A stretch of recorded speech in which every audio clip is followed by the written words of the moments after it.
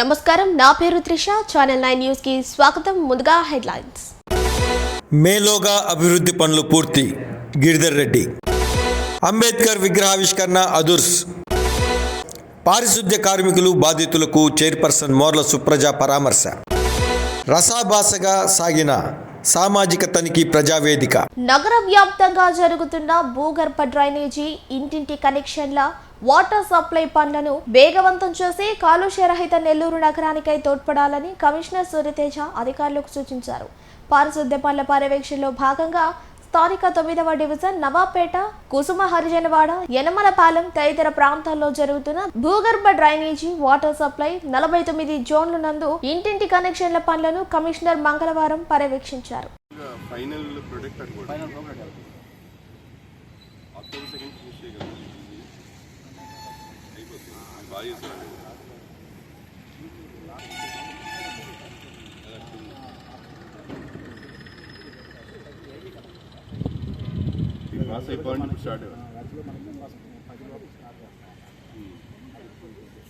అంటే ఈరోజు ఒకసారి వాళ్ళ రెండు విషయాలు, ఒకటి స్టార్ట్ చేయడం, ట్రాన్స్ఫార్మర్ తీసుకురావడం స్టార్ట్ చేయడం, ఎలక్ట్రిసిటీ కనెక్షన్ ఇప్పించడం.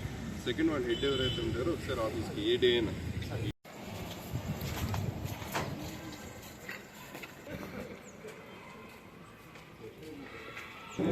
కొత్తగా మనం ఏమి దీని మీద డిస్కస్ చేయాలి.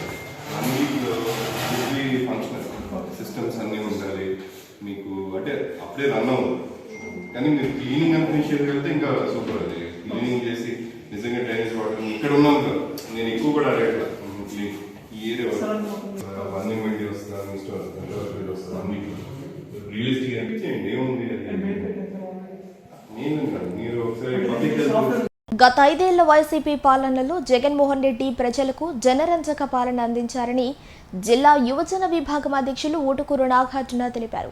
నెల్లూరు బాలాజీనగర్ పోలీస్ స్టేషన్లో ఊటుకూరు నాగార్జున, విద్యార్థి విభాగం అధ్యక్షులు అశ్రేత్ రెడ్డి పోలీసులను కలిసి వైఎస్ఆర్ కాంగ్రెస్ పార్టీపై అభ్యంతరకరమైన వ్యాఖ్యలు చేసిన టీడీపీ సోషల్ మీడియా యాక్టివిస్టులు సీమరాజా అలియాస్ చంద్రకాంత్ చౌదరి యాష్పై చట్టపరమైన చర్యలు తీసుకోవాలని కోరుతూ పోలీసులకు మెమరాండం అందజేశారు.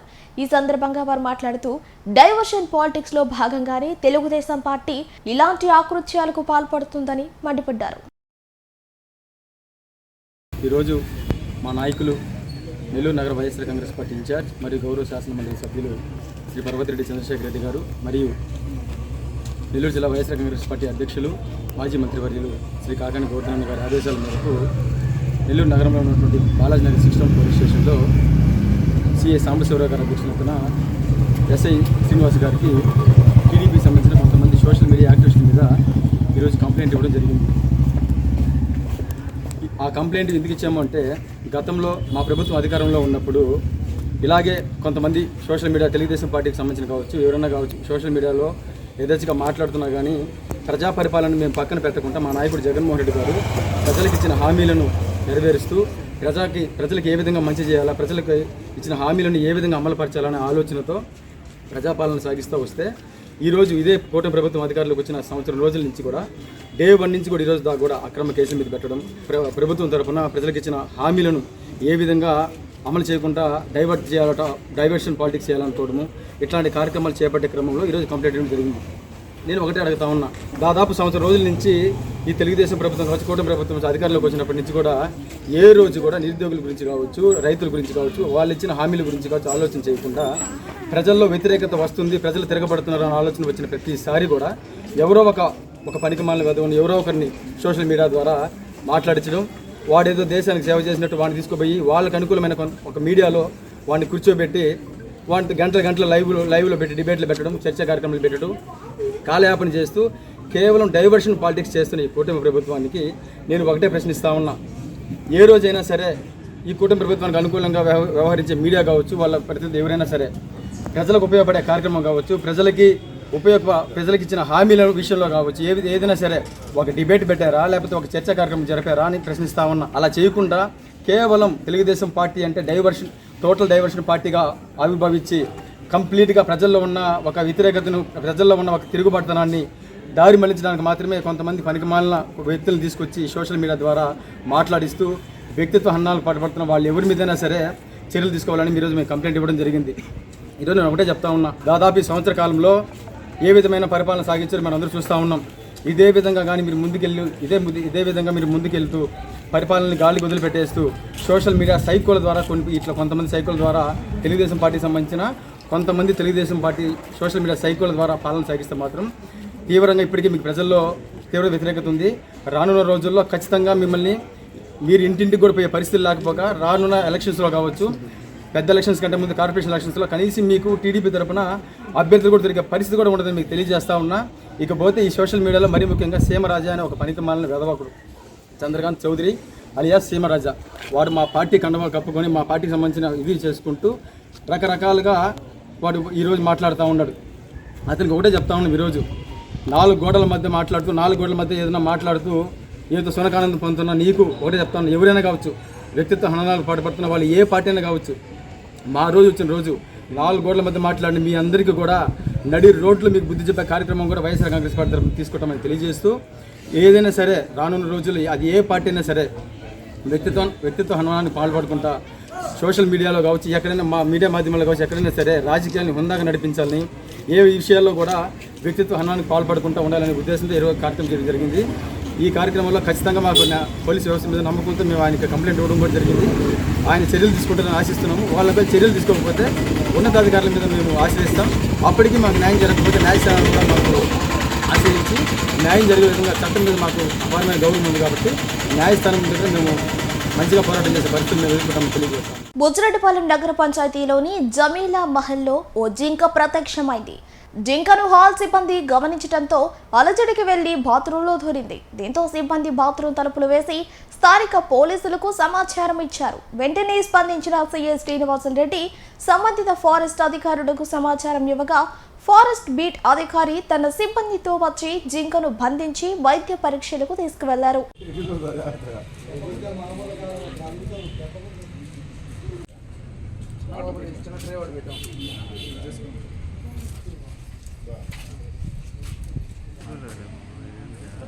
బుజ్జిరెడ్డిపాలెం నగర పంచాయతీలోని జమీలా మహల్లో ఓ జింక ప్రత్యక్షమైంది.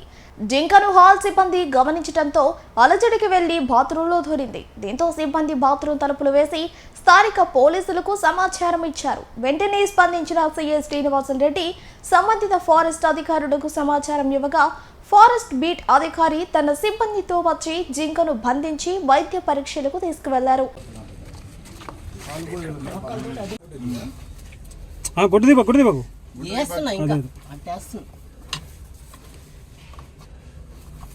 నెల్లూరు రూరల్ నియోజకవర్గం 21వ డివిజన్ 22వ డివిజన్ నందు 303 అభివృద్ధి పనులలో భాగంగా టీడీపీ పార్టీ నాయకుడు కోటంరెడ్డి గిరిధరెడ్డి పాల్గొని అధికారులతో కలిసి పరిశీలించారు.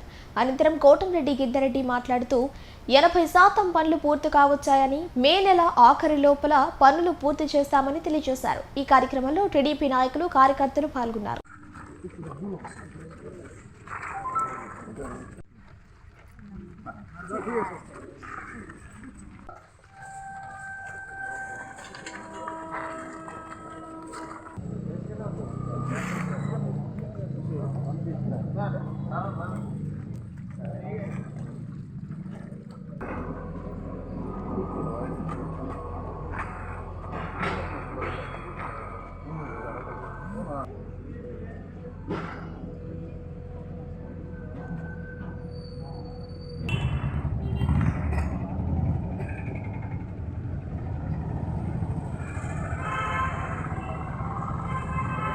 స్థానికంగా ఉన్న కూటమి నాయకులు తెలుగుదేశం, బీజేపీ, జనసేన అందరూ కలిసి ప్రజలతో సమన్వయం చేసుకుని ప్రతిరోజు కూడా ఆ వర్కులన్నీ కూడా పర్యవేక్షిస్తున్నారు.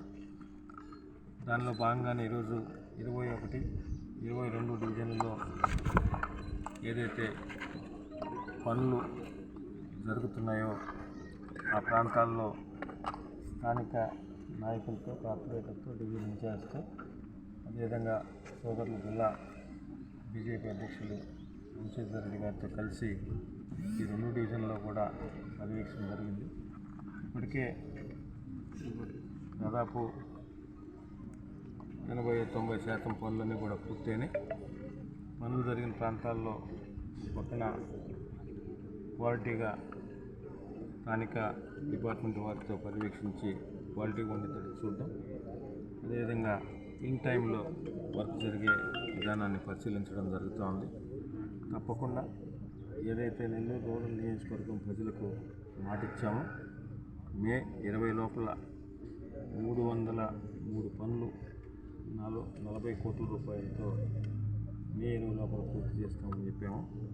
అవన్నీ కూడా తప్పకుండా పూర్తి చేసి ప్రజలకు అంకితం చేస్తామని తెలియజేస్తూ, ఇంత పెద్ద ఎత్తున నెల్లూరు రూరల్ నియోజకవర్గంలో అభివృద్ధి పనులకు సహకరిస్తున్న గౌరవ ముఖ్యమంత్రి చంద్రబాబు నాయుడు గారికి కానీ, డిప్యూటీ సీఎం పవన్ కళ్యాణ్ గారికి, యువనేత నారా లోకేష్ గారికి, అదేవిధంగా కూటమి నాయకులు, బీజేపీ నాయకులకు, స్థానిక మంత్రివర్యులు నారాయణ గారికి కానీ, ఇతర కార్పొరేషన్ అధికారులకు కానీ, కలెక్టర్ గారికి కానీ పేరు పేరున ప్రత్యేకంగా ధన్యవాదాలు.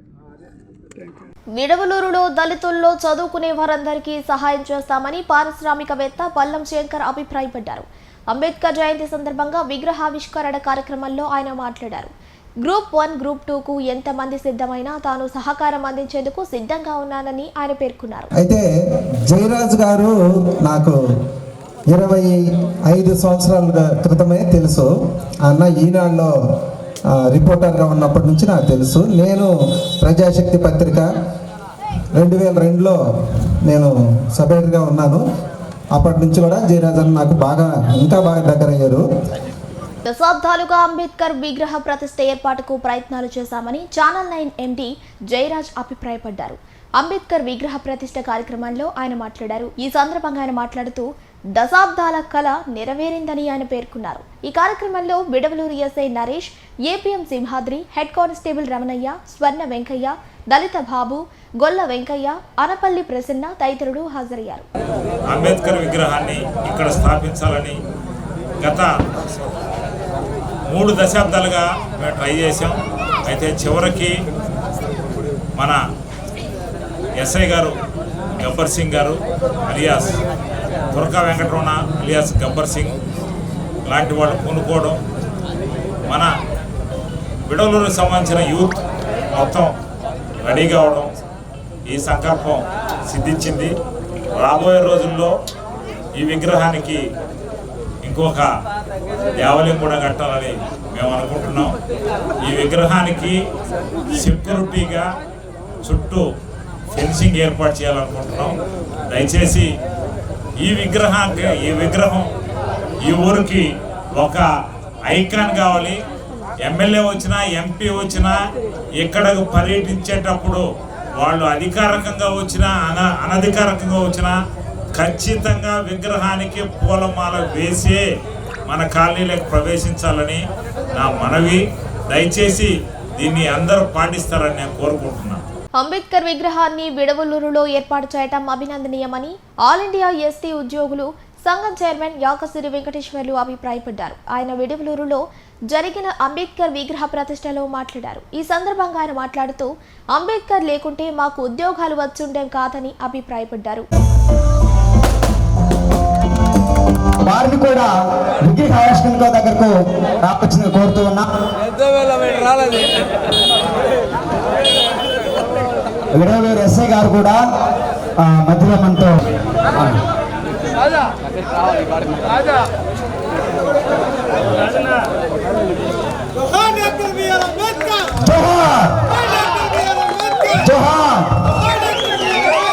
తప్పనిసరిగా వాళ్ళందరూ కూడా ప్రతి ఇంటిలో కూడా ఒక మంచి ఉన్నత విద్యావేత్త రావాలి. ఆ విద్యావేత్త తిరిగి మళ్ళీ పే బ్యాక్ టు సొసైటీ, తిరిగి ఆ యొక్క కమ్యూనిటీకి కొంత సహాయం చేసి తద్వారా ప్రతి ఒక్కరు కూడా అందరూ బాగుండాలి.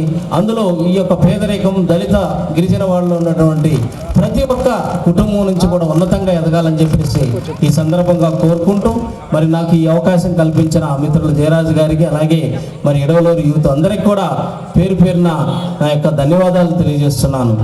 అలాగే ఏదైతే మేము ఒక అసోసియేషన్ ద్వారా ఒక ప్రత్యేకమైన కార్యక్రమం మరి రాబో 2 నెలల్లో మేము ప్రారంభించడం కూడా జరుగుతుంది.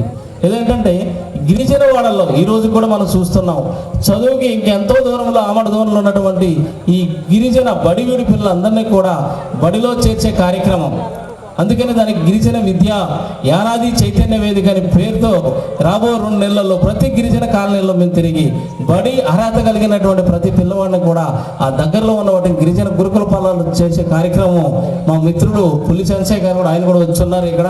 ఆయన కేఎస్సి జూనియర్ కాలేజీలో లెక్చరర్గా పనిచేస్తున్నారు. మేమందరం కూడా కొంతమంది మన ఎంప్లాయీస్గా ఉండి మనం పే బ్యాక్ టు సొసైటీ చేయాలన్న ఉద్దేశంతో ఒక కార్యక్రమాన్ని నిర్వహించాం. ఈ సందర్భంగా అందరికీ ఇక్కడ వచ్చినటువంటి మన ప్రజాప్రతినిధులు, పెద్దలు, అన్నలందరికీ కూడా నా రిక్వెస్ట్, మీ దగ్గరలో ఉన్నటువంటి ఈ యొక్క గిరిజన కాలనీలో ఉన్నటువంటి బడివిడి పిల్లలందరినీ కూడా దగ్గరలో ఉండే ఈ యొక్క గిరిజన గురుకులాల్లో చేర్పించాల్సిందిగా ఈ సందర్భంగా కోరుకుంటూ ఈ అవకాశం కల్పించిన ఈ యొక్క మహోన్నతమైన మహాభావుని యొక్క ప్రతిష్ఠ మహోత్సవానికి మరి ఇచ్చేయడం చాలా సంతోషంగా ఉంది. ఏ పనికి వెళ్ళినా అంబేద్కర్ కు దండం పెట్టుకుని వెళ్లాలని జిల్లా ఐఎన్పిఆర్ డిప్యూటీ డైరెక్టర్ సదారావు అన్నారు. విడవలూరులో చక్కటి అంబేద్కర్ విగ్రహాన్ని ఏర్పాటు చేసినందుకు విగ్రహ ప్రతిష్ఠ కమిటీ ఆయన అభినందన తెలియజేశారు. ఈ సందర్భంగా ఆయన మాట్లాడుతూ ప్రతి ఒక్కరిని చదివించాల్సిన బాధ్యత తమ అందరిపై ఉందని ఆయన గుర్తు చేశారు. ఇది విగ్రహం కాదు, మూర్తి భవించిన మానవత్వం, మూర్తి భవించిన దేవతామూర్తి. మరియు మన దళిత వాడల్లో ఈ విగ్రహాన్ని మనం ఏర్పాటు చేసుకున్నందుకు చాలా సంతోషంగా ఉంది. ఈ విగ్రహం మనం ఇక్కడ ఏర్పాటు చేసుకోవడానికి మరి మన వాళ్ళందరూ అంబేద్కర్ గారు చెప్పినట్టు సమీకరించారు, బోధించారు, పోరాడారు, చివరికి విగ్రహాన్ని ఏర్పాటు చేసుకున్నారు. మరి ఈ విగ్రహానికి మనం ఎంత విలువ ఇవ్వాలి? మనం ఉదయం ఇంటి దగ్గర నుంచి పనికి బయలుదేరేటప్పుడు ఇంట్లో దేవుడిని ప్రార్థన చేసుకుని బయలుదేరతాం. అలాగే మరి మనం ప్రతిరోజు పనిలోకి వెళ్ళేటప్పుడు వారిని స్మరించుకుని ఇక్కడికి వచ్చి ఒక నమస్కారం పెట్టుకుని మరి వారిని స్మరించుకుని మీ పనులకు వెళ్ళాలి. అయ్యా మమ్మల్ని మీ దారిలో మమ్మల్ని నడిపించండి అని ఒక్కసారి ప్రతిరోజు ఆయన్ని గుర్తు చేసుకుని ఆయన చేసిన ఘనకార్యాలను మనం గుర్తు చేసుకోవాలని కోరుతూ ఉన్నాం. తర్వాత ఆయన బోధించిన ప్రతిరోజు అంబేద్కర్ జీవిత చరిత్ర పుస్తకాన్ని ప్రతి ఒక్కరూ మీ దగ్గర పెట్టుకుని చదువుకున్న స్టూడెంట్స్ ఆయన ఏం చేశాడు, ఎలా పోరాడాడు, సమాజంలో ఎలా అసమానతను, అంటరానితనాన్ని ఎదుర్కొన్నాడు, అవన్నింటినీ మీరు చదువుకుని ఇప్పుడు మీరందరూ కూడా ఆయన గురించి, ఆయన జీవిత చరిత్ర గురించి తెలుసుకోవాల్సిన అవసరం ఉంది. మరి ఆయన జీవితంలో చిన్నప్పటి నుంచి పోరాడుతూనే ఉన్నాడు. కార్యక్రమానికి రావడం నా అదృష్టంగా భావిస్తూ మరి నాకు అవకాశం ఇచ్చిన అందరికీ ధన్యవాదాలు తెలియజేస్తూ ఉన్నాను. విడవలూరు గ్రామం అంబేద్కర్ కాలనీ నందు అంబేద్కర్ గారి విగ్రహాన్ని ఆవిష్కరించడం జరిగింది. ఈ విగ్రహ ఆవిష్కరణ కార్యక్రమంలో గ్రామస్తులు, అంబేద్కర్ యూత్, అంబేద్కర్ విగ్రహ కమిటీ వీరందరితో పాటు విగ్రహ దాతలు వీరందరూ కూడా పాల్గొనడం జరిగింది. ఈ యొక్క కార్యక్రమాన్ని ఇంత విజయవంతం చేయడానికి సహకరించినటువంటి విగ్రహదాతలకి, గ్రామ కమిటీకి, పోలీసు వారికి, పత్రికా విలేకరులకి, ఎలక్ట్రానిక్ యాజమాన్య మొత్తానికి కూడా మా అంబేద్కర్ కాలనీ విగ్రహ కమిటీ తరఫున జయభీములు ధన్యవాదాలు తెలియజేసుకుంటున్నాం. కలియుగ వృత్తిలో ఆయన ఎనలేని సేవలు చేశారని సాలిక్ రజియా పేర్కొన్నారు. అంబేద్కర్ న్యాయవాది వృత్తిలో నిబద్ధతతో పనిచేసిన విషయాన్ని ఆమె గుర్తు చేశారు. విడవలూరు అంబేద్కర్ విగ్రహ ప్రతిష్ఠ కార్యక్రమంలో ఆమె మాట్లాడారు. 30 సంవత్సరాల పాటు ప్రకాశం డిస్ట్రిక్ట్లో 10 హోదాల్లో గవర్నమెంట్ ఉద్యోగం చేసి ఎవరికైతే అవసరం ఉందో నేనేమైనా చేయగలననే ఒక తలంపుతో జిల్లా ఆఫీసర్ పోస్ట్ వదిలేసి నేను హ్యూమన్ రైట్స్ ఆర్గనైజేషన్లో గత 13 సంవత్సరాల నుంచి నేషనల్ సిఈఓగా చేస్తున్నాను. ఇంకొకటి, నాకు వాటన్నిటికంటే 30 సంవత్సరాల పాటు 10 హోదాలు, తర్వాత 13 సంవత్సరాల నుంచి ఇండియా మొత్తానికి మా హ్యూమన్ రైట్స్ ఆర్గనైజేషన్లో సిఈఓగా చేస్తాను. అంతకు మించి నేను సంతోషించే విషయం ఏంటంటే, నాకంటే ముందు మాట్లాడిన పల్లం శంకర్తో కలిసి Agaravaddi impex private limited project at Bhutan country, office at Dubai ఆ అరేబియన్ కింగ్స్ అందరిని కలిసిన ఏకైక వ్యక్తి పల్లం శంకర్తో కలిసి వ్యాపారంలో ఇప్పుడు నేను తన వెంటనే ఒక తల్లి స్థానంలో నిలబడి నేను నా సలహాలు చాలా తీసుకుంటాడు, అందుకని నేను తల్లి స్థానం అంటున్నాను. ఆ సందర్భంలో శంకర్తో కలిసి ఇక్కడికి రావటానికి నాకు ఈ అవకాశం ఇచ్చిన ఆర్గనైజర్స్కి, మాట్లాడటానికి మైక్ ఇచ్చిన ప్రత్యేక వ్యక్తికి జయరాజ్ గారికి, ఎందుకంటే ఎవరు ఈ జయరాజ్ అని అడిగా కారులో వచ్చేటప్పుడు. శంకర్ నన్ను ఎంత తొందర చేశాడంటే, నాకు రూట్ కొత్త, మేడం ఫాస్ట్ ఫాస్ట్ ఫాస్ట్, ఇంత ఫాస్ట్గా ఎప్పుడు డ్రైవ్ చేయాల అంటే పల్లెటూరులో నేను. ఓకే, నేను ఒక జరిగిన వాస్తవ సంఘటనతో నా స్పీచ్ త్వరగానే ముగిస్తాను. ఒక 2 నిమిషాలు నేను ఎక్కువ తీసుకోవాలనుకుంటున్నాను. చాలా సంవత్సరాల క్రితం ఒక కోర్టులో 40 మందికి పైగా ఒక కేసులో ఇరికించబడ్డారు.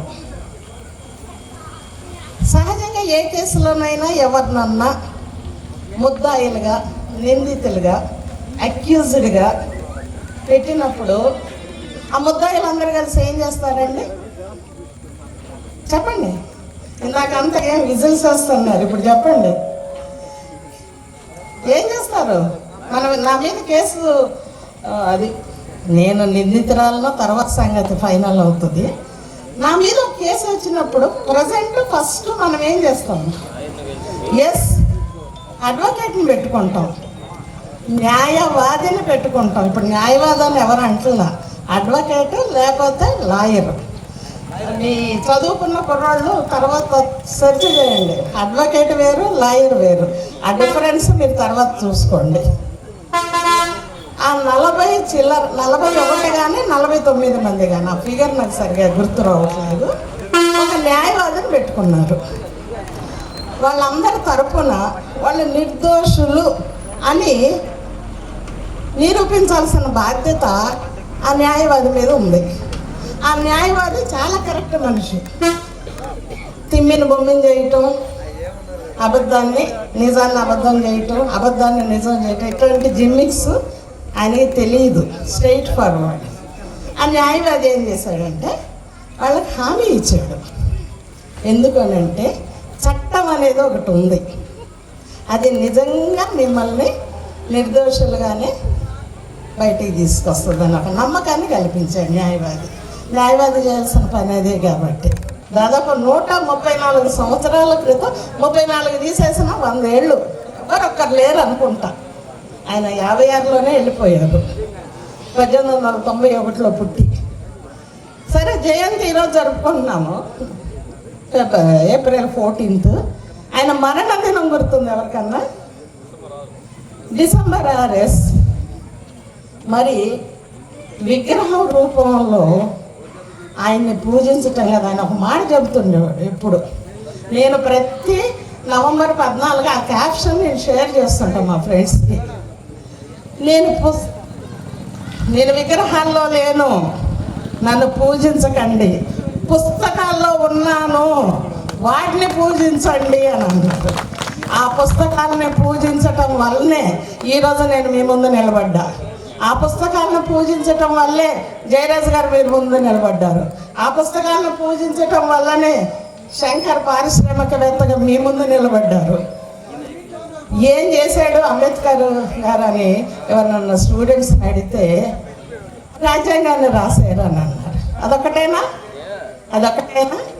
కేవలము ఆయన కులాన్ని ప్రత్యేకమైన వర్గానికి ఆపాదించి ఆయన గొప్పదనాన్ని మనకే పరిమితం చేసినందుకు ఒక రకంగా మనం అందరం అదృష్టవంతులు.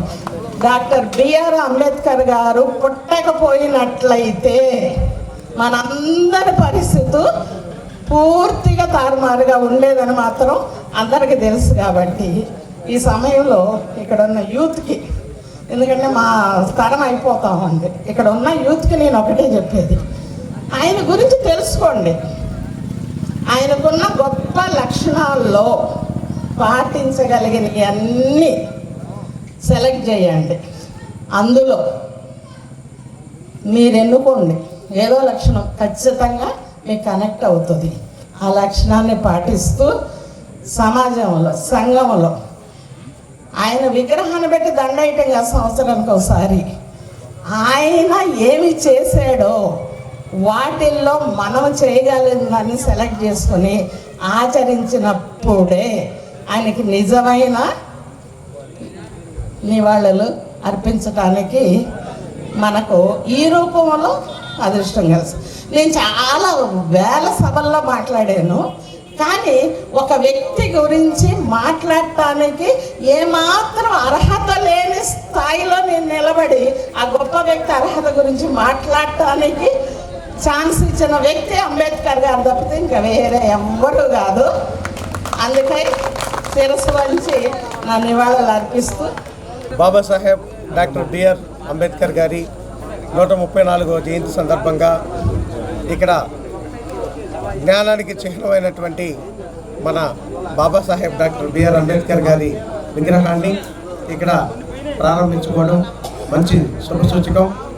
ఆ విగ్రహాన్ని మన తురక వెంకటరమణ గారు ఈ దాతగా ఈరోజు విగ్రహాన్ని మన బిడవలూరు దళిత వాళ్ళలో ఇవ్వడం అవన్నీ కూడా మేము చాలా సంతోషిస్తున్నాం. మేమందరం కూడా తురక వెంకటరమణ గారి కమిటీలో సభ్యులుగా ఉంటూ నేను, మా హెడ్ కానిస్టేబుల్ రమణయ్య గారు, ఇంకా చాలామంది ఎంప్లాయీస్ అందరం కూడా కమిటీలో సభ్యులుగా ఉంటూ ఇప్పటికే 100 విగ్రహాలకు పైగా ఇక్కడ అన్ని గ్రామాల్లో కూడా ఇవ్వడం జరిగింది. ఇంకా కూడా ప్రతి దళిత వాళ్ళు, ప్రతి కాలనీలో కూడా అంబేద్కర్ గారి విగ్రహాన్ని నెలకొల్పాలన్నదే మా ఆకాంక్ష. అలాగే ప్రతి గ్రామంలో ఐక్యంగా ఉండి ప్రతి దళిత కుటుంబం తన కుటుంబ ఆర్థిక స్వావలంబనను సాధించుకునే దానికోసం ప్రతి కుటుంబంలో కూడా ప్రతి ఒక్క కనీసం ఒక గ్రాడ్యుయేట్ని మనం తయారు చేయాలని చెప్పేసి కుటుంబంలో తల్లిదండ్రులందరినీ కూడా వేడుకుంటున్నాం. ఏదైనా సాధించలేనిది, అసమానతను పోగొట్టాలనుకున్న వాళ్ళందరూ కూడా వాళ్ళ కుటుంబంలో ఒక విద్యావంతుడికి అవకాశం ఇచ్చి, చదువుకునే అవకాశం ఇచ్చి, చదివించి ఒక పోస్ట్ గ్రాడ్యుయేట్ కానీ గ్రాడ్యుయేట్గా తయారు చేస్తే వాళ్ళు సమాజంలో తాను మంచి పాట, తన అభివృద్ధి కోసంగా మంచి పాట వేసుకొని మన దళిత సమాజానికి కూడా మంచి సేవలు అందించేదానికి అవకాశం ఉంటుందని తెలియజేస్తూ ఈరోజు ఈ కార్యక్రమంలో మంచి అందరూ కూడా ఐక్యంగా పాల్గొని విగ్రహ ఆవిష్కరణ కావించడానికి కృషి చేసినందుకు మన ధీరాజ్ గారికి, విడవలూరు దళితవాడ యూత్ అందరూ కూడా ధన్యవాదాలు తెలియజేస్తూ ఈరోజు ఈ కార్యక్రమానికి ఇచ్చిన నా మిత్రులు, వచ్చేసినటువంటి నా మిత్రులు సల్మాన్ రాజు గారు, అలాగే దానం బాల్యాద్రి గారు, ఇంకా శ్రీకాంత్, చాలా మంది వచ్చి ఇక్కడ అల్లూరు మండలం నుంచి వచ్చిన వాళ్ళందరూ కూడా పేరు పేరున ధన్యవాదాలు తెలియజేస్తున్నాం. వెంకటరమణ alias ఎస్ఐ గారు ట్రస్ట్ ఏర్పాటు చేసి ఆ ట్రస్ట్ ద్వారా ఎన్నో సేవా కార్యక్రమాలు చేస్తున్నారు. అందులో నేను కానీ, సుమాత్రాన్ని కానీ, ఇంకా చాలామంది ఆఫీసర్లు కూడా ఉన్నారు. దానిలో భాగంగానే విగ్రహాలు ఇవ్వడం కానీ, ఆ తర్వాత ఇంతకుముందు గతంలో మేము రామనపాలెం గేట్ దగ్గర ఆదిశంకర కాలేజీలో కోచింగ్ కూడా ఇచ్చాము. 360 మంది దాకా. వాళ్ళు కొంతమంది ఇప్పుడు గ్రూప్ 1కు గ్రూప్ 2 కూడా పోటీ పడి ఉన్నారు. మొన్న కూడా సెకండ్ ప్రిమియం కూడా పాస్ అయ్యారు. కొంతమంది కానిస్టేబుల్స్గా పాస్ అయ్యారు. కొంతమంది వేరు ఉద్యోగాలు కూడా పోటీ పడుతూ ఉన్నారు. ఆ ద్వారా అంబేద్కర్ జయంతి సందర్భంగా ఆ అవకాశం అంబేద్కర్ పేరు మీద మేము ఈ సేవ చేసే భాగ్యం మాకు కలిగినందుకు మేము కృతజ్ఞులము.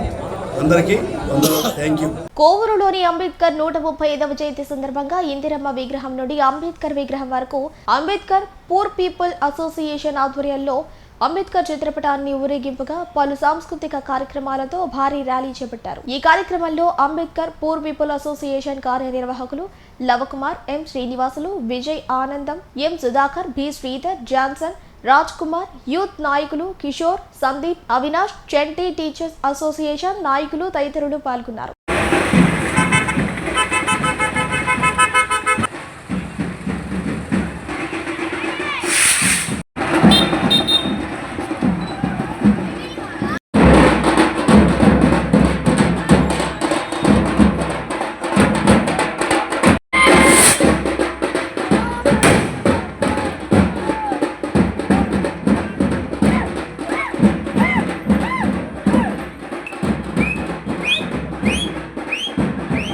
సమాజ సేవలో దొడ్ల వారి కుటుంబం ఎనలేని సేవలు అందించిన విషయం అందరికీ తెలిసిందే. అందులో భాగంగానే వారి కుటుంబీకులు చెన్నైలో దొడ్ల వరదారెడ్డి రుక్మిణమ్మ ట్రస్ట్ ద్వారా సేవలు కొనసాగిస్తున్నారు. అందులో భాగంగా బుచ్చిరెడ్డిపాలెంలోని సామాజిక ఆరోగ్య కేంద్రానికి దొడ్ల కోదండరామిరెడ్డి చేతుల మీదుగా వైద్యశాల సూపరింటెండెంట్ పద్మజకు ₹1,00,000 చెక్కును అందజేశారు. ఈ సందర్భంగా దొడ్ల కోదండరామిరెడ్డి మాట్లాడుతూ ప్రాథమిక ఆరోగ్య కేంద్రంలో ప్రజా అవసరాల నిమిత్తం దొడ్ల వరదారెడ్డి రుక్మిణమ్మ ట్రస్ట్ ద్వారా ₹1,00,000 చెక్కును సూపరింటెండెంట్కు అందజేయడం జరిగిందని తెలిపారు.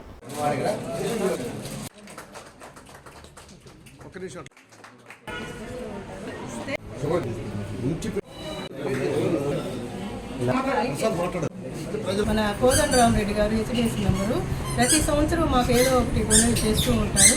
ఆ నేపథ్యంలోనే ఈసారి మాకు కొత్త బిల్డింగ్కి ఇన్వర్టర్ లేదు, దాన్ని డొనేట్ చేయమని అడిగాము. ₹1,00,000 పెట్టి ఇన్వర్టర్ డొనేట్ చేశారు. Thank you so much sir.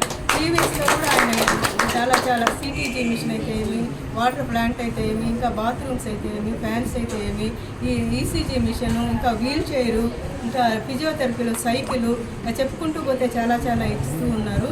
ఇంకా వేరే దాతలు ఎవరైనా కూడా ఇట్లా హాస్పిటల్కి డొనేట్ చేస్తే మేము ఇంకా మెరుగైన సేవలు బుచ్చి ప్రజలకు అందించగలుగుతాం. ఇన్వర్టర్ నిమిత్తం దొడ్ల రుక్మిణమ్మ వరదారెడ్డి చారిటబుల్ ట్రస్ట్ ద్వారా డాక్టర్ పద్మజ గారికి చెక్ అందించడం జరిగింది. ఈ విధంగా ప్రతి సంవత్సరం మా అన్నవారు చారిటబుల్ ట్రస్ట్ వారు ఏదో ఒకటి అడిగిన వెంటనే మన అవసరాల నిమిత్తం ఖచ్చితంగా మాకు సహాయం చేస్తున్నారు. వాళ్ళు ఎప్పుడు సల్లంగా ఉండాలని, మాకు ఇంకా పెద్ద డొనేట్ చేయాలని ఈ పత్రికా ముఖ్యంగా అందరికీ ఆయనకి విజయగోపాల్ రెడ్డి గారికి ధన్యవాదాలు తెలుపుకుంటున్నాను. తిరుపతి జిల్లా కోట మండలంలో మహాత్మా గాంధీ జాతీయ ఉపాధి హామీ పథకంలో గత వారంలో మండలంలోని 21 పంచాయతీలకు సామాజిక తనిఖీలు జరగగా మండలం మొత్తం మీద సుమారు 90 లక్షలకు పైగా అవినీతి జరిగినట్టు తూతూ మంత్రంగా డూప్లికేట్ మాస్టర్లతో ఆడిట్ చేయగా ఛానల్ 9లో ప్రచురణ చేయగా ఈ రోజు జిల్లా పీడీ శ్రీనివాస్ ప్రసాద్ ఆధ్వర్యంలో సామాజిక తనిఖీ ప్రజావేదిక ఏర్పాటు చేసి అవినీతి చేసిన వారిని టెక్నికల్ అసిస్టెంట్లు దేవి భాస్కర్ మరియు శాంతిలను సస్పెండ్ చేసి ఏపీఓను ట్రాన్స్ఫర్ చేస్తామని, విధుల పట్ల నిర్లక్ష్యం చేస్తే ఎఫ్ఏ అయినా ఏపీఓ అయినా పీడీ అయినా ఒకటే అని, వారం రోజుల్లో సరైన విచారణ చేపట్టి అన్ని సరిచేస్తామని తెలియజేశారు. అనంతరం జరుగుమల్లి గ్రామస్తులు ఏపీఓ పూర్ణిమ మీద పీడీకు ఆరోపణ చేశారు.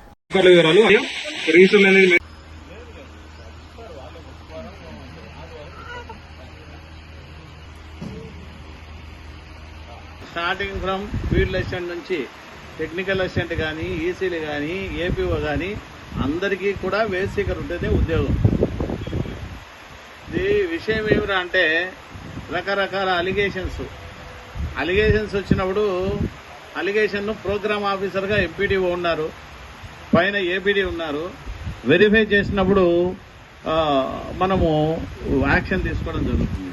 రెండవది, చాలా మంది జిల్లాలో దాదాపుగా 300-400 మంది పంచాయతీల్లో ఏమొచ్చినా ఎవరిపైనా వాళ్ళు కంటిన్యూ అవుతున్నారు.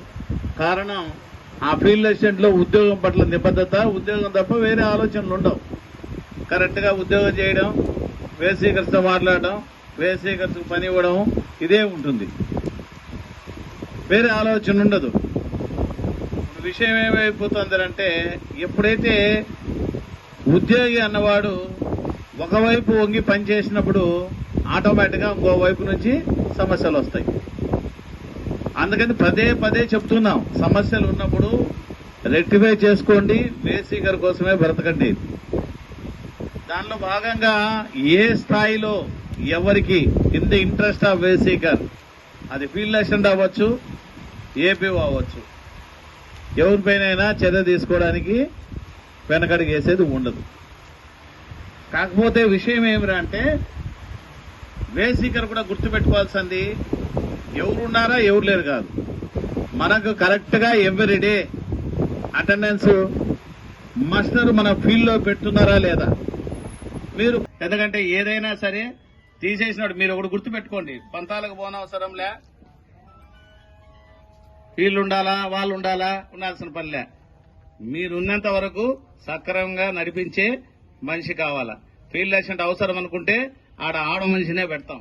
తప్పులు చేయరు, కరెక్ట్గా ఉంటారంటే 10వ తరగతి చదివినా ఎవరైనా ఒక ఆడ మనిషికి కూడా ఫీల్డ్ అసిస్టెంట్ పెడతాం. లోకల్ గా ఉండే ప్రజాప్రతినిధులు గాను ఆనరబుల్ ఎమ్మెల్యేలు గాను కన్విన్స్ చేస్తాం. ఇప్పుడు వాళ్ళు ఎవరో చేశారు, ఎమ్మెల్యే దృష్టికి ఒక అలిగేషన్ పోతుంది, తీసేసి వేరే వాళ్ళు పెట్టుకోండి అని చెప్పుండొచ్చు. సో వాస్తవంగా ఎమ్మెల్యే గారైనా ప్రజాప్రతినిధి అయినా అధికారైనా కోరుకుండేదేమి, కూలీలందరూ కూడా చాలా చక్కగా ఉండాలి, మీకు మంచి జరగాలని కోరుకుండేది. సో అలా చక్కగా జరిగేటట్టు పథకాన్ని సాయశక్తుల్లో కృషి చేస్తాం. మేము వీడౌట్ చేస్తాం, కరెక్ట్ గా స్కీమ్ ఇంప్లిమెంట్ చేయాలా చేస్తాం. వారం లోపల అన్ని కూడా ఇక్కడ మేట్లను గాని ఫీల్డ్ అసిస్టెంట్లు గాని అన్ని కూడా ప్రక్షాళన చేయిస్తాం. ఇక్కడ ఉన్న వాళ్ళదే బాధ్యత. ఏపీడీ నువ్వు తీసుకొని లీడ్ తీసుకొని పంచాయతీ వైజ్ ఓ పంచాయతీ కరెక్ట్ అయిపోయిందా టిక్ పెట్టుకుంటా ఒక 1 వీక్ లోపల డైలీ 2-3 పంచాయతీలు క్లోజ్ చేసేసాయి. మీకు ఏమి కావాలా అని అడిగా. అన్ని పేర్లు అయిపోయినాయి సార్. 100 రోజులు ఆ మేడం వచ్చింది సార్.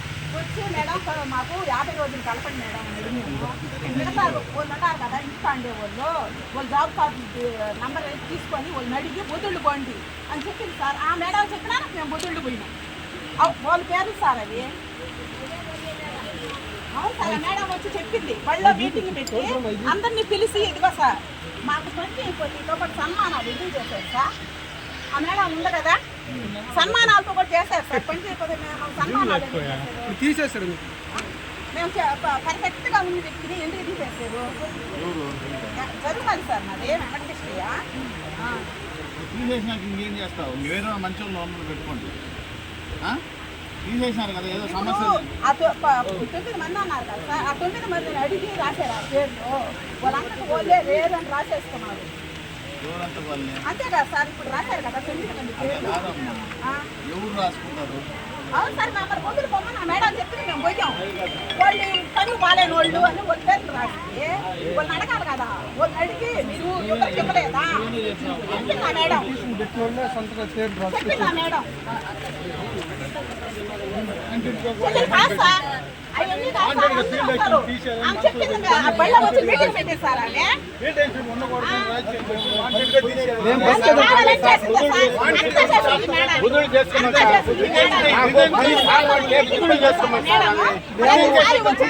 ఆమె బతికేదాన్ని సార్, బతికేదాన్ని పేదలు బతికేదాన్ని రాజకీయం బాబు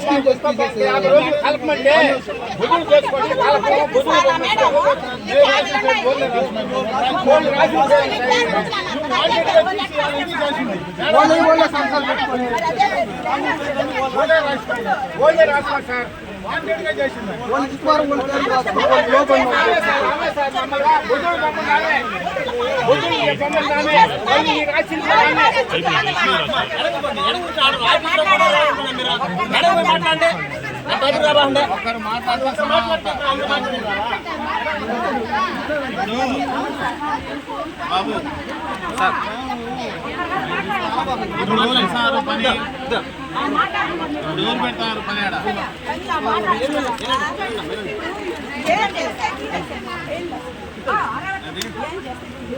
ఏం చేశారు? ఆర్డర్లోనే ఉంటుంది, చదవండి. మీకు చదువు రాకపోయినా చదివి వినిపించమనండి. దేని వల్ల తీశారు?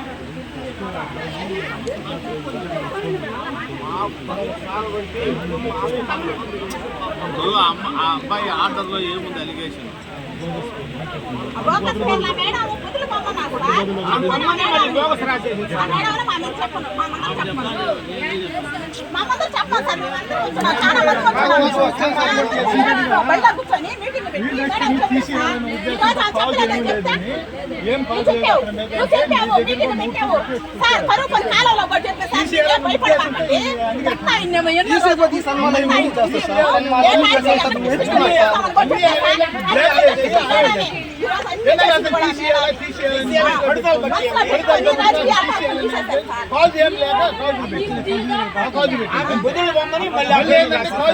కంపెనీలో పోయే వాళ్ళు తీసుకొచ్చి పెట్టినారు.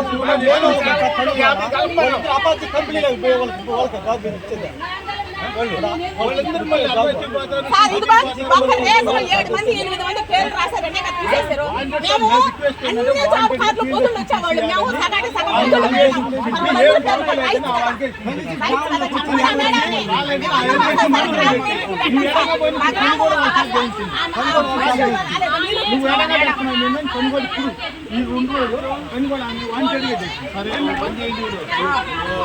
ఎవరు అవసరం లేదు పక్షం అతనికి తీసేసినాక అదే చెప్తాను. నేను చెప్పబోయేది అదే. ఎవరో వేసేకర్ నుంచి వాళ్ళ కుటుంబాల నుంచి ఎవరో సార్ మాకు నిరుద్యోగం ఉన్నారు సార్, చదువుకున్న వాళ్ళు ఏ ఉద్యోగం 25 రోజులు చేసిన వాళ్ళు గ్రామ సభ ఆమోదంతో తీసుకోవాలి. పొలిటికల్ అయిపోయింది కాబట్టి ఏం చేయలేదు. అది సమస్య మీరు అర్థం గ్రామ సభ మాకు తెలవకుండా ఓళ్ళే రాసుకుంటాం సార్. మేము వచ్చి కార్యక్రమం సార్ మాకు చెప్పలేదు సార్. మేము ఓళ్ళే రాసుకొని కార్యక్రమం మేము పోయలేక సార్. బుచ్చిరెడ్డిపాలెం పట్టణంలోని బాంబే రోడ్డు సమీపంలోని రాఘవరెడ్డి కాలనీలో రాత్రి విధి నిర్వహణలో ఉన్న పారిశుద్ధ్య కార్మికులను లారీ ఢీకొట్టిన దుర్ఘటనలో 2 కార్మికులు గాయపడ్డారు. ప్రమాద విషయం తెలిసిన వెంటనే చైర్పర్సన్ మోర్ల సుబ్రజ మురళి దంపతులు సంఘటనా స్థలానికి చేరుకున్నారు. స్థానిక ప్రభుత్వ ఆసుపత్రిలో ప్రాథమిక చికిత్స అనంతరం డాక్టర్ల సూచనలపై తీవ్రంగా గాయపడ్డ కర్రా దసయ్య అనే పారిశుద్ధ్య కార్మికుడిని మెరుగైన చికిత్స కోసం నెల్లూరులోని నారాయణ హాస్పిటల్కు తరలించి మానవత్వం చాటుకున్నారు.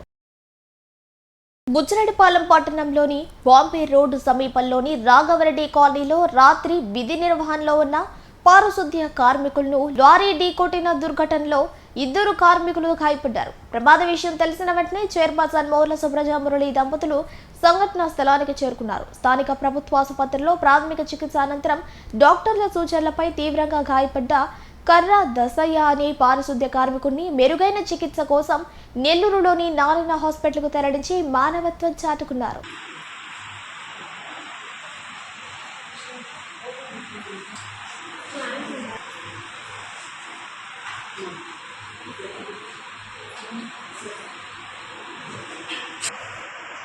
ఓవర్లోని సర్కిల్ ఇన్స్పెక్టర్ కార్యాలయంలో సీఐ సుధాకర్ రెడ్డి విలేకరుల సమావేశం నిర్వహించారు. ఈ సందర్భంగా ఆయన మాట్లాడుతూ వేసవి కాలంలో దొంగతనాలు జరగకుండా ప్రత్యేక చర్యలు చేపడుతున్నామని, మీ ఇళ్లను మీరు లేని సమయంలో దొంగల బారిన పడకుండా పోలీస్ వారిచే LHMS అని సిస్టమ్ ఏర్పాటు చేయడం జరిగిందన్నారు. దీనిని పట్టణ ప్రజలు ఉపయోగించుకోవాలని ఆయన కోరారు. ప్రజలు తమ మొబైల్లోని ప్లే స్టోర్ నుండి LHMS అనే యాప్ను డౌన్లోడ్ చేసుకుని మీ ఇళ్లను దొంగల బారిన పడకుండా కాపాడుకోవాలని ఆయన విజ్ఞప్తి చేశారు.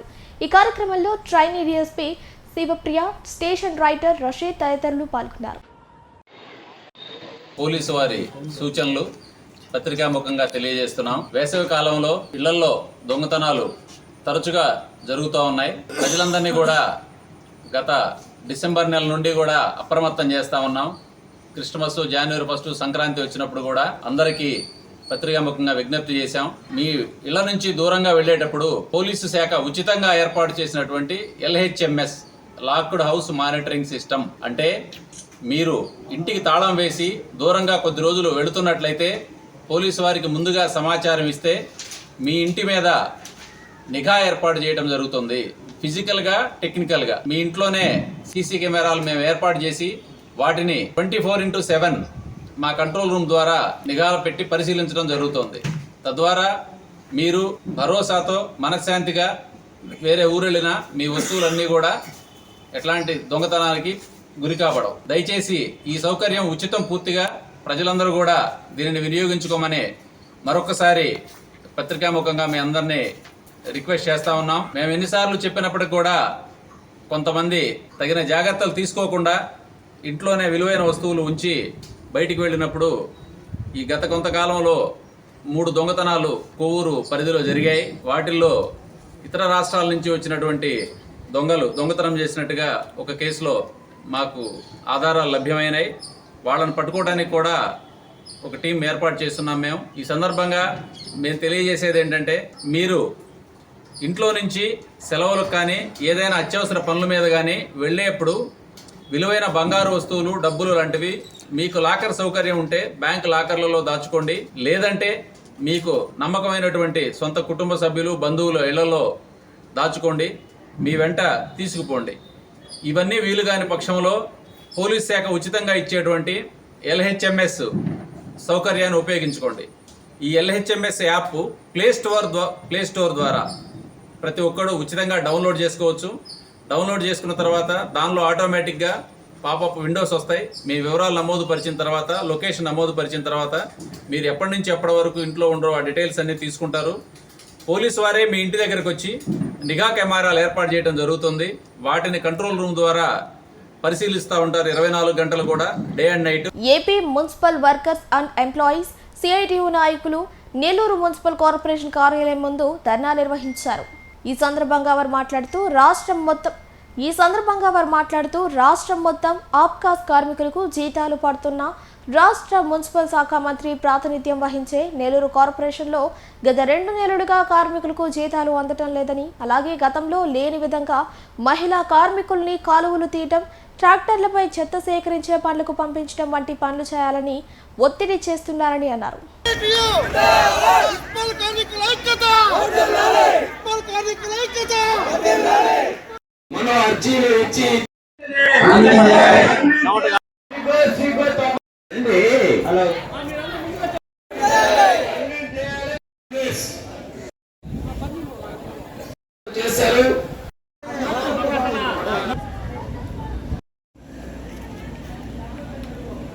నెల్లూరు మున్సిపల్ కార్పొరేషన్లో కార్మికులు ఈరోజు విధులు బహిష్కరించి ఉదయం 5:30 గంటల నుంచే మున్సిపల్ కార్పొరేషన్ కార్యాలయం వద్దకు చేరుకొని నిరసన తెలియజేస్తా ఉన్నారు.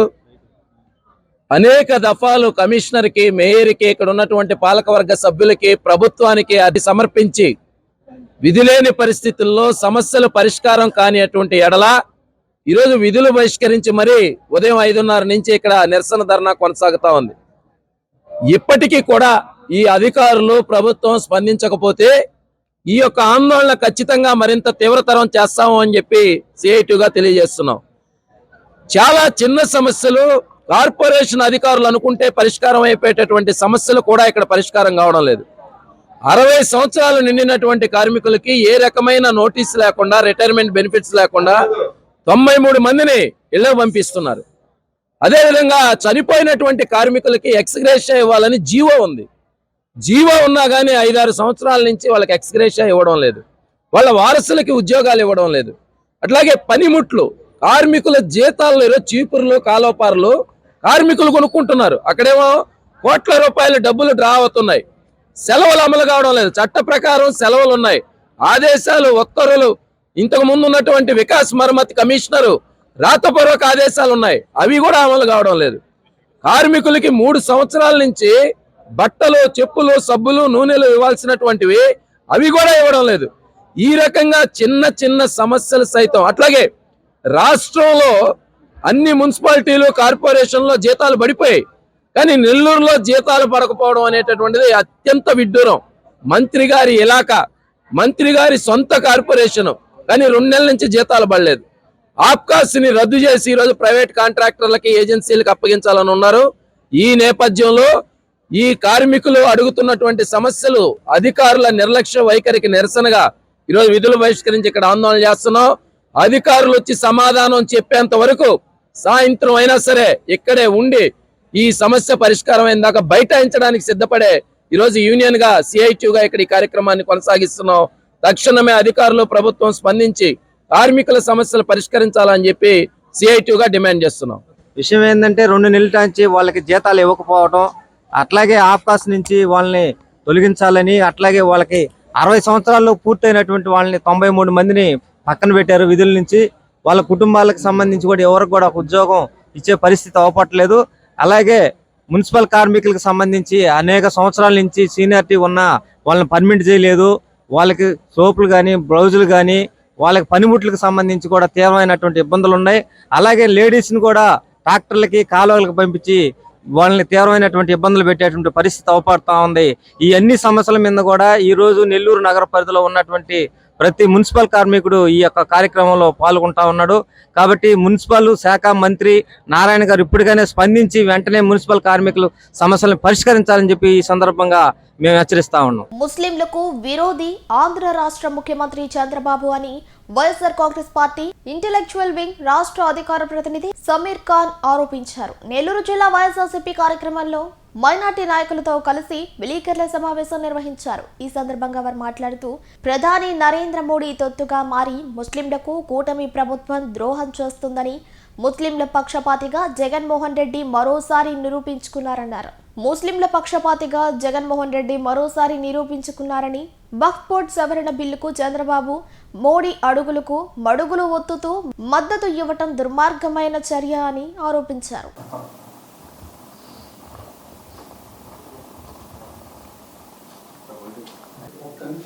మా ఆంధ్రప్రదేశ్కి ఇద్దరు నాయకులు ఉన్నారు. ఒకరు మా నాయకుడు జగన్మోహన్ రెడ్డి గారు, ఇంకోటి అబద్ధాలు చెప్పే నాయకుడు చంద్రబాబు నాయుడు.